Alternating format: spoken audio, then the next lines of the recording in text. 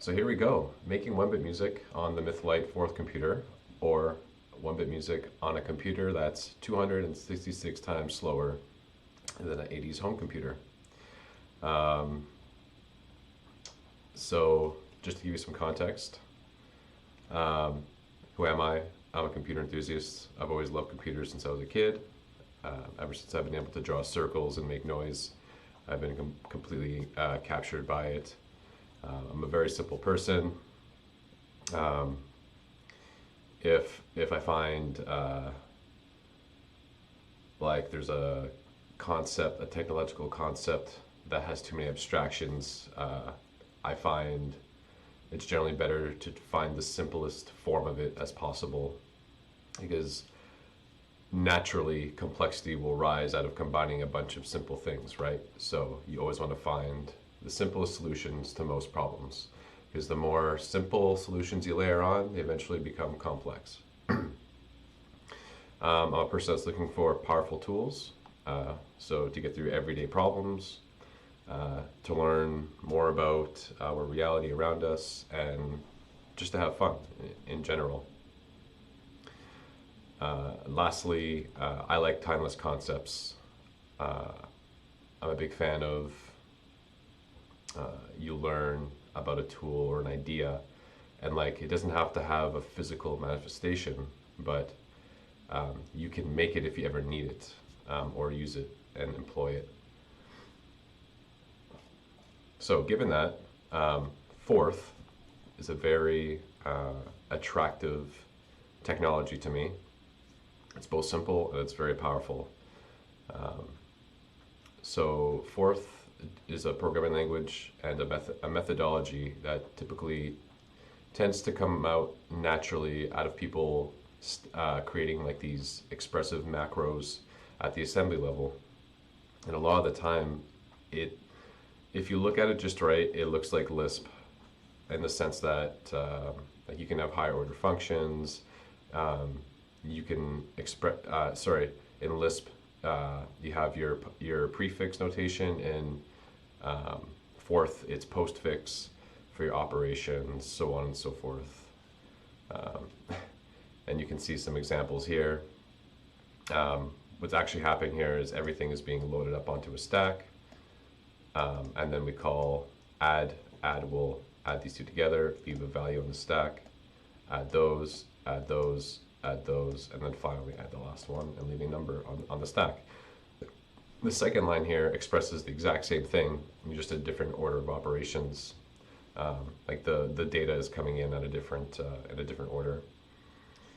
A simple if expression, just so you see how conditionals are done, and a simple loop. There are various loop. There are various ways to do loops and forth. Okay, so what more could you ask for? Well, let's find some hardware that kind of has the same goals. Let's find hardware that is simple, that can naturally, that when like put together, kind of naturally has a computer arise out from it, instead of having to carefully construct transistors, thousands of transistors to make a useful computer. So there is one, and it's called the Myth, the My4th. I always call it Myth. It's the My4th. It's a NOR gate-based fourth computer with about 16 chips on it, and the whole thing is actually the CPU. This is this construction of having the NOR gate as the logic for the whole board is very common amongst hobbyists. Here's a whole community of people constructing very similar computers, like this one here. There are many that don't, but I just wanted to show how there are a lot of people using TTL chips. I'm not super experienced with any of this, but I just wanted to show how a lot of people, this one also uses the same concept, how this is not unique to the My Fourth, but it's an idea that a lot of people come back to, because you can get a computer for very little hardware. The My Fourth looks like this. This is the particular one that I have here, the My Fourth Lite. I had to order the PCBs and all the pieces myself and solder it. And I sold a few to cover the costs for that. I have it right here.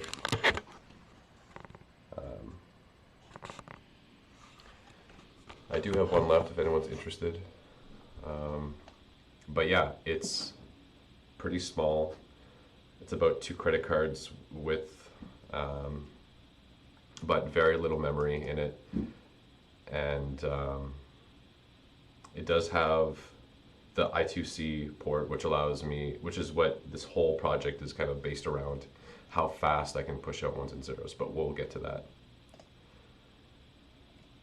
And the reason why I wanted to use the My Fourth is because, along with Fourth, is just I wanted a very simple digital music system. And so this is pretty much as simple as it gets. It doesn't get simpler than this. But there's a catch to all this. So this computer is extremely slow. If we compare it to the computers of the 80s, the 6502, which was used in the Commodore 64, and a couple of other computers, it's very, very slow. It's 266 times slower. With additions for these comparisons, just because the Myth creator had already had a statistic on how many additions per second, so I used that as a basis. But as we can see, these other systems, like even the Game Boy's faster, even the Z80's faster, even though they're significantly, like they're almost half the speed as the 6502, they're still much faster than the My Fourth. And yeah, I say worst case addition because depending on the addition variant that you use, it could be faster or slower. So I just went with the worst case for everything. But even though it's slower, it's about 1,000 times simpler. And it's, again, because it's just a couple of chips, a counter. I actually have a diagram here, right here. I'll zoom in. This is the whole system. And it's very, very simple compared to the 6502 or the Z80. Okay, so you understand the hardware, where I'm coming from, why I like Fourth. But now we need to understand what one-bit music is. So the reason why we're going with one-bit music is because this thing is not powerful enough at all to do anything higher than one-bit music. I mean, there's no pulse width modulation or anything else where we can adjust the amplitude. So yeah, 1-bit is the best we can do.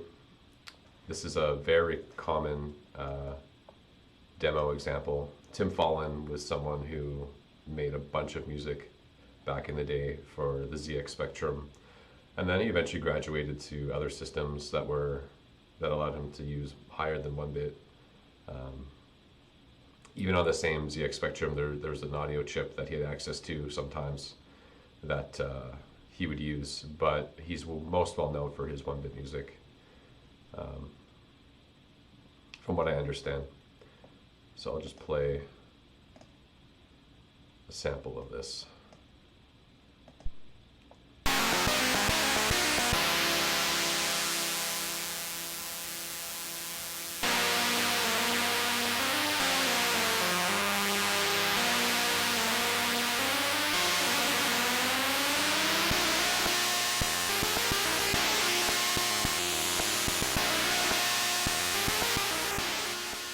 So you may be wondering, this is 1-bit music.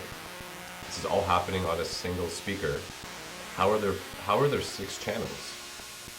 Well, what's actually going on is on the system, it's doing software mixing, but because the software mixing is just turning on a 1 or 0 at the right time, you can create virtual channels. And because the system is so fast, well, fast, you're able to create a certain amount of channels. And we can see all the notes are just literally pulses with either a long frequency width or a short one. And for the percussion, it's just blips. The bass kick is normally a wide pulse width, and the other noise is kind of like random noise. So there's a lot you can do with 1-bit audio synthesis. The downside is, like, obviously it doesn't sound fantastic, but it definitely has a certain personality to it and a certain tone that a lot of enthusiasts love. So yeah, so what is 1-bit music? It's a series of pulses. The length of the pulses have various effects. The width of the pulse width determines normally the volume. Even though it's actually not louder, it's perceptually louder. If we want to get even more technical, you actually are changing volume, but that's only, like, we're talking on a very, very small scale, to the point where it wouldn't really be percepted by your ear. And I say that because, like, if you do a signal fast enough, I mean, the beeper, the little beeper chip, is going to just slightly fluctuate, and that, again, vibrates the air, and that's that. But if you leave it on longer, then it's actually, like, disturbing the air more, right? So there's that. And then, yeah, if the frequency width, which is like the spaces in between, again, from what I understand, I'm not an expert in the space, the wider the frequency width, the different notes you get. So yeah, it's all about that. It's about pushing out ones and zeros very fast. What I really mean by that is it's just about turning something on and off very fast. And also the accuracy. The accuracy is super important. If you don't get the accuracy down, you get notes that sound detuned, or you get clicks, weird stutters, which is an issue that I was having with this. Well, one of the issues, anyways, with this project. So there was a really nice paper that came out in 2020. It's one of the first things you find if you start to research 1-bit music, which is very nice. I super appreciate it from Blake. This paper is freely available, and it just goes into the details of what the community has been doing over the years. There's a short history here, but even, like, yeah, it goes over the concepts of what I was explaining, the pulse widths, narrow pulse, duty cycles, how these are equivalent. And then this is, like, the reality of the actual pulse, because, like, we don't have perfect square waves, but it's very close to a square wave. But because that's not the reality, you get these interesting little like accents to the noise. And again, it's just going to detail here about that. What was useful for me was actually this graph. It looks pretty crazy, but it's very simply explaining how, it's hard to, hold on, we'll zoom out. There, it's just explaining how, like, if your pulse width is, like, if it gets shorter and shorter, then your notes will pretty much, you will not hear some notes if your pulse width is too narrow. And this is particularly bad at these lower frequencies, so, like, very bassy noises.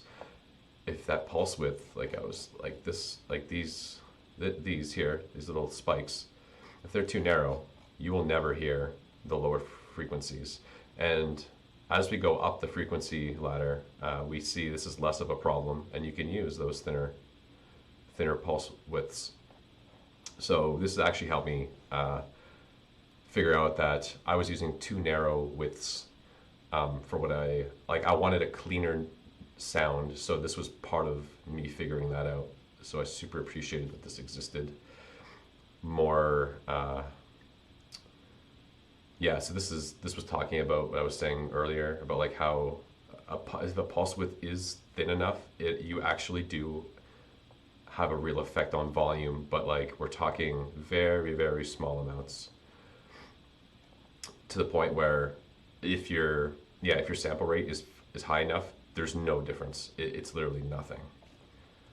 So yeah, super recommend to read this paper if you're going to get into one-bit music.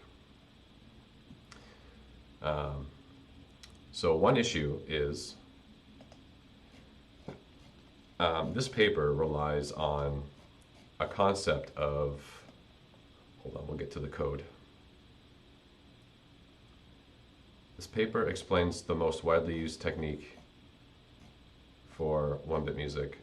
I'm sorry, give me a sec here. Right here. This is the most common technique for all systems back in the day. You'd simply have a hot loop going, looping, looping, looping, looping, and you would just set a counter to count down. And when that counter reaches 0, it just resets itself and then it outputs a 1, or outputs a high or a low. And then it just switches back. So you get a perfect duty cycle, 50-50 duty cycle. I'm hoping I'm using the terminology correctly. But that just means that we get the frequency that we want, which is great. Now, the issue with this on the My4 system is ifs, like conditionals and loops, are extremely slow. For a traditional 80s 80s CPU, a branch like does not take more. I'm just gonna throw out a number, but like I know it's not gonna take more than 20 cycles. Like that sounds like a very high number already for me to say for those systems, but let's just say 20. On the Myth system, on the My4 system, a conditional could take like 100 instructions. 100 cycles. Just a function call alone takes almost 500 cycles to complete. And that's a function call that has nothing inside of it. That's calling the function, setting up, saving the stack, and then returning and restoring the stack. Those three things take 500 cycles.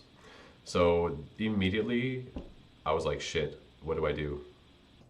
Here's an example of when you try to use the technique from the paper, even at like a very small loop. So this is an infinite loop. I was hoping that this would reduce the microcode instructions that are used to actually just loop.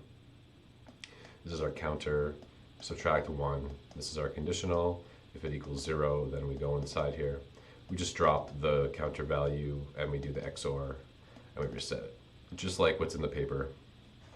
So if I upload this and you listen, you'll hear a very audible click, or not clicking, sorry, but you hear it beeping, and that just means it's slow enough that your ear can tell that it's not a consistent frequency.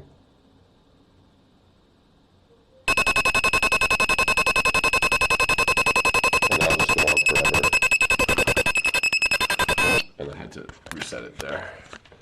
So yeah, that's why that technique will not work for this project. So the only thing you can really do is pre-compute everything. So what I mean by that is can't use loops, can't use conditionals. We pretty much have to rely on the CPU just being carefully executing instructions and balancing those cycles for every note. And this is significantly easier to do than trying to account for every little variable in the microcode, which is something that I hadn't really had experience with before this project.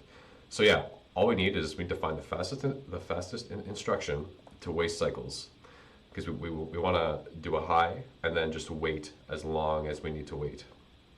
How long we wait? Well, we take the note frequency, for example. The note for A4 is this frequency, so 220 hertz per second. So we need the CPU to do an equivalent of this. So like using math, yeah. So just using some simple math and going through the source code and emailing Dennis, who's the creator of the MyFourth. I tried my best to count cycles. So because the system is 8 megahertz, I did my best to count the microcode instructions. He told me every single microcode instruction was like 2 cycles, but there are conditionals inside of the microcode. So I was telling myself, all right, well, let's make things simple. Let's just assume none of the conditional paths will run. Let's just go with the best case scenario. And that actually helped me a lot. It turned out those conditional paths were not really affecting the output too much.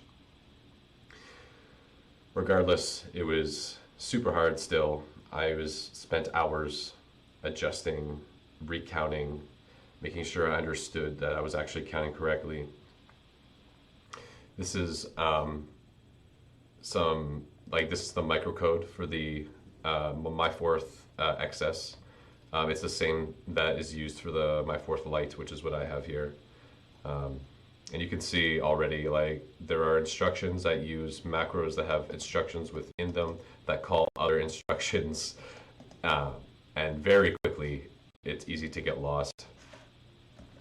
The main instructions that I cared for was ICL and ICH. That's to output a low or a high on the SCL pin.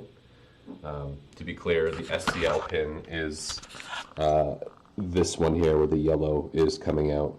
Green is just a 5 volt and blue is the ground, which we see leads here. Again, yellow is the SCL, so that's ones and zeros going to the middle of the transistor, and the green is the 5 volts. So when this goes high or low, 5 volts will come through and trigger the buzzer. Even the fact that some instructions could take longer than others. So yeah, in the end, it sounded bad.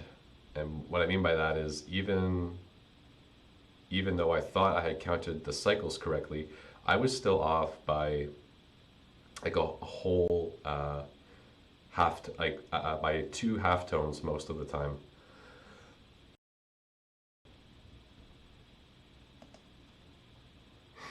I'll show you here. So this was the very first song. This was Jingle Bells, and it sounds absolutely terrible.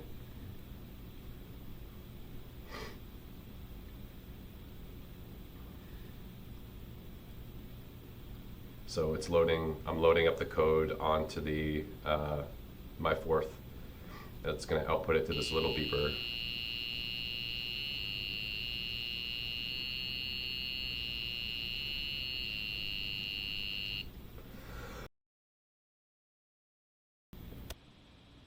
So you can see that was terrible.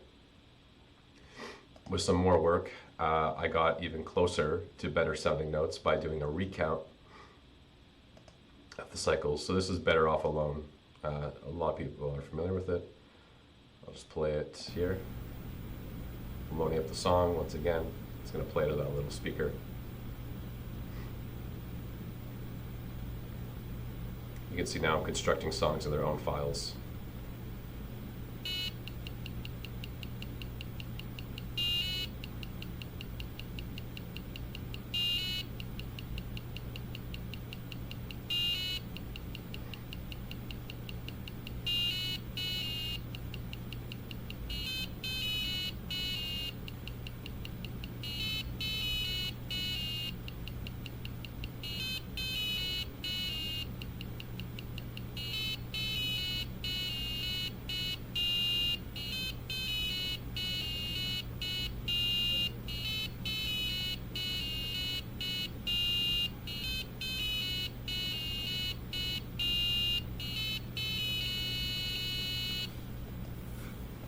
So yeah, I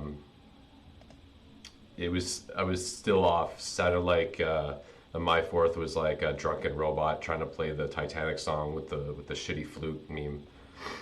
So I had to go. I obviously, me being me, I didn't want to stop there. I wanted this thing to sound actually decent. Um, so a day passed by, and I told myself, well, let's fall back to using a tuner. So a better approach was just to measure. So I really feel I should have done this first. I should have had, just to save myself time.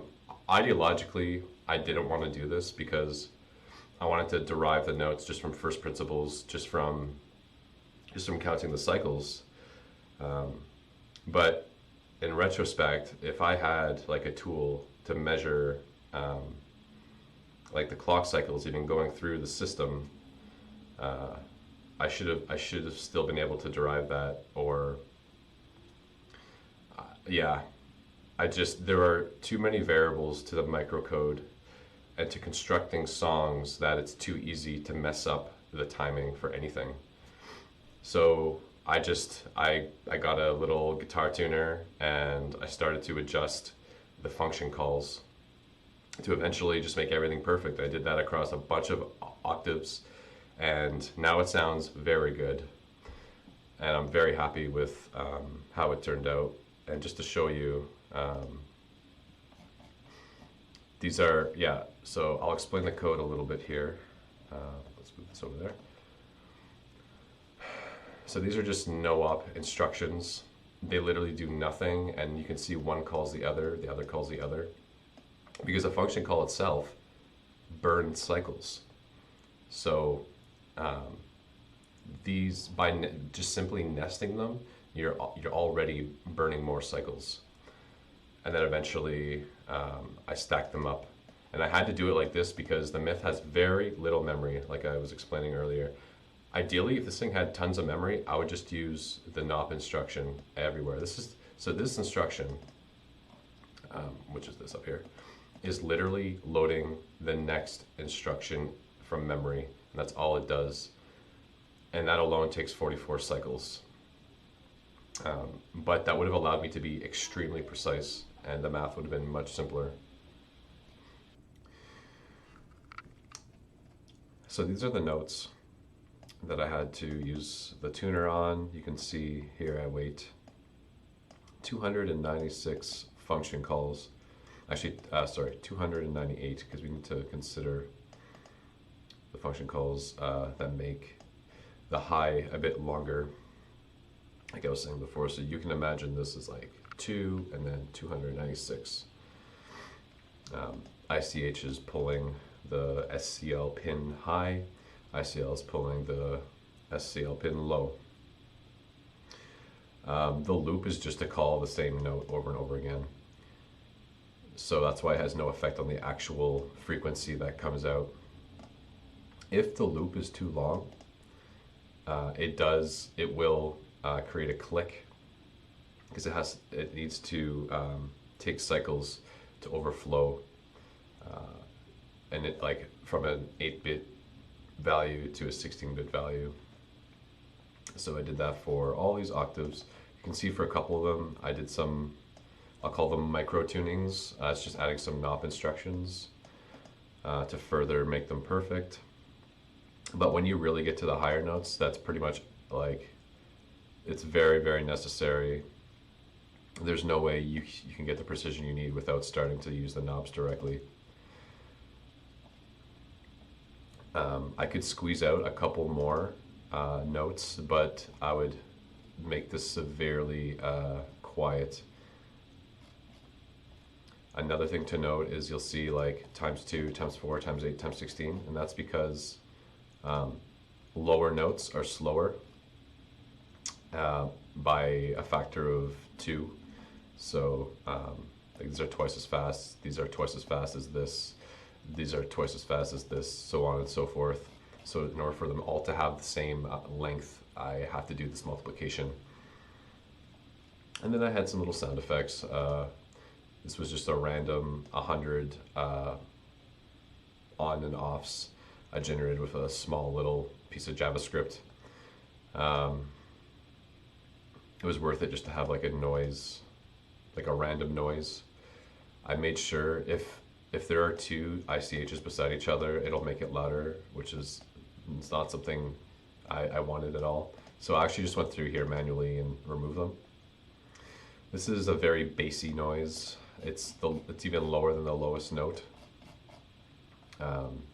Again, this is just to have something available immediately. And this cycles through the notes from bottom to top, and here from top to bottom. Again, just to make a nice like wh or wheel. And again, this is just a little helper. So this is basically the whole sound. It's not really an engine, but this is what's available to make notes on the My Fourth. Now with this, hold on, I want to see where, yeah. So yeah, with this I made my own song, or songs. Before I show you that, I want to show you what the corrected version of this looks like, or sounds like. So we'll just bring this down here. I don't know if you see this, but I just care that you actually hear what's going on here. I'm gonna upload the sound, or sorry, the song.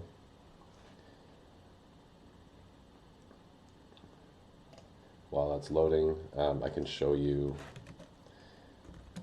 what it looks like. So these are the notes. These are like, imagine these as like bars or whatever. You could slap all this into one function. There we go.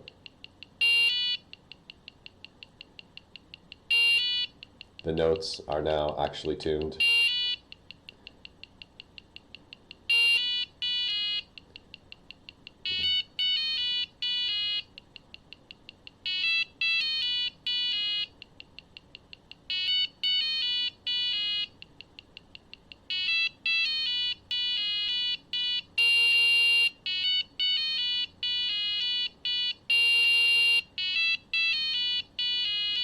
So if you go back to earlier,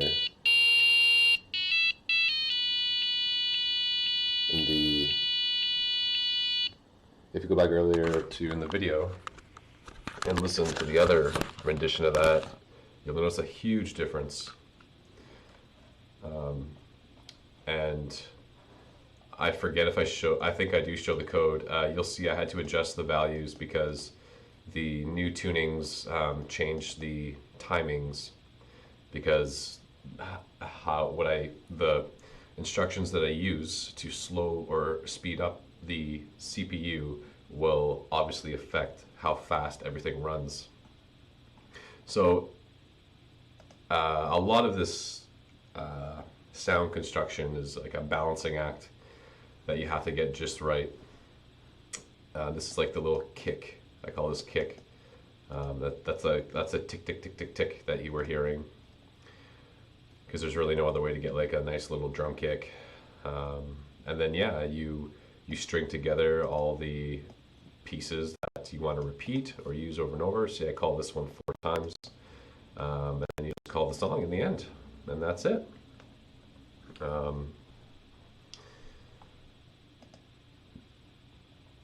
And now pretty much you too can make your own 1-bit music on almost anything that